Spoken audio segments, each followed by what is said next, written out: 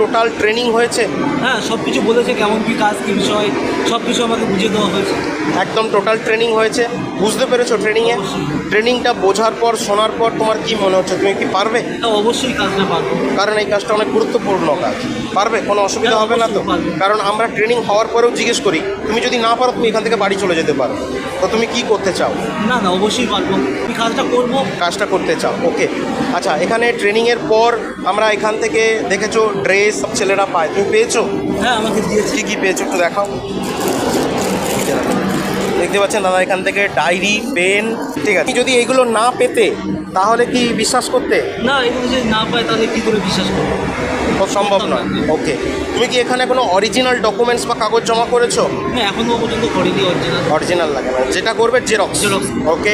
আচ্ছা, তোমাকে এখানে ট্রেনিংয়ের জন্য বা কাজ দেওয়ার জন্য কোনো অ্যাডভান্স অগ্রিম কোনো টাকা পয়সা চাও?